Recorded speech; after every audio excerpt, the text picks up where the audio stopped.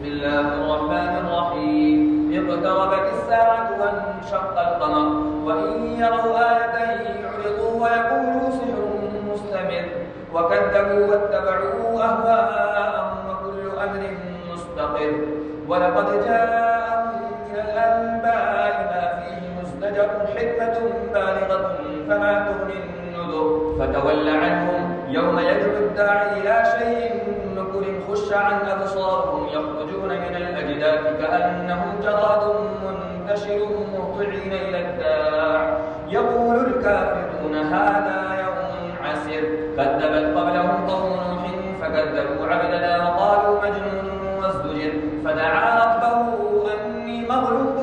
فانتصر ففتحنا أبواب السماء بماء منهمر وفجرنا الأرض عيونا فالتقى الماء على أمر قد قدر وحملناه على ذات ألواح ودسر تجري بأعيننا جزاء لمن كان كفر ولقد تركناها آية فهل من مدكر فكيف كان عذابي ونذر ولقد يسرنا القرآن للذكر فهل من مدكر كذبت عاد فكيف كان عذابي ونذر إنا أرسلنا عليهم ريحا صرصرا في يوم نحس مستمر تنزع الناس كأنهم أعجاز نخل منقعر فكيف كان عذابي ونذر ولقد يسرنا القرآن للذكر فهل من مدكر كذبت ثمود بالنذر فقالوا أبشرا منا واحدا نتبعه إنا إذا لفي ضلال وسعر ألقي الذكر عليه من بيننا بل هو كذاب أشر سيعلمون غدا من الكذاب الأشر إنا مرسل الناقة فتنة لهم فارتقبهم واصطبر ونبئهم أن الماء قسمة بينهم كل شرب محتضر فنادوا صاحبهم فتعاطى فعقر فكيف كان عذابي ونذر إنا أرسلنا عليهم صيحة واحدة فكانوا كهشيم المحتضر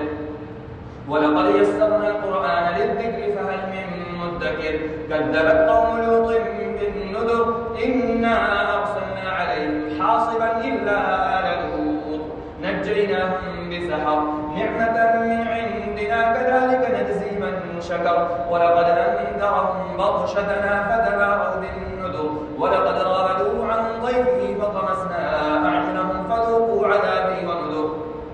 ولقد صبحهم بكرة عذاب مستقر فذوقوا عذابي ونذر ولقد يسرنا القرآن للذكر فهل من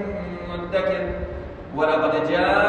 آل فرعون النذر كذبوا بآياتنا كلها فأخذناهم أخذ عزيز مقتدر أكفاركم خير من أولئكم أم لكم براءة في الزبر أم يقولون نحن جميع منتصر سيهزم الجمع ويولون الدبر بل الساعة موعدهم والساعة أدهى وأمر إن المجرمين في ضلال وسعر يوم يصعدون في النار على وجوههم ذوقوا مس سقر إنا كل شيء خلقناه بقدر وما أمرنا إلا واحدة كلمح بالبصر ولقد أهلكنا أشياعكم فهل من مدكر وكل شيء فعلوه في الزبر وكل صغير وكبير